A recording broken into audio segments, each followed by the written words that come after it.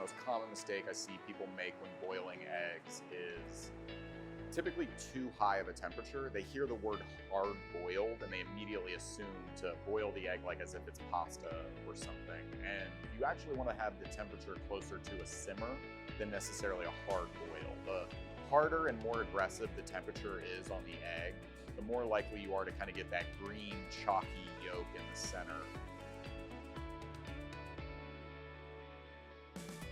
Get a small pot of water, bring it up to a boil so you know you're right at the 212 degrees Fahrenheit. Gently place the egg into the boiling water. Don't overcrowd the pot.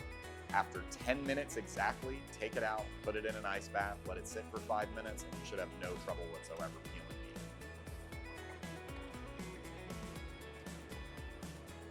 egg. The 4 methods we tried today were boiling, steaming, baking, and using a pressure cooker.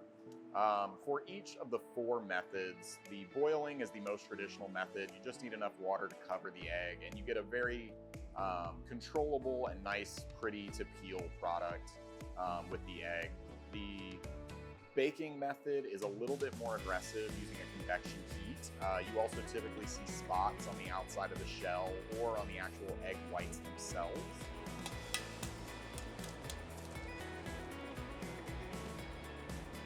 Want to use an egg that's maybe not same day fresh from the grocery store. The fresher the egg is, the stronger that egg white is, and the more it's going to cling to the shell itself.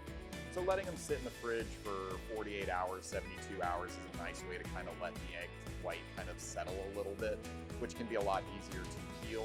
A lot of people don't use an ice bath to finish their eggs, when an ice bath, in my opinion, is the best way to make sure you don't get carryover cooking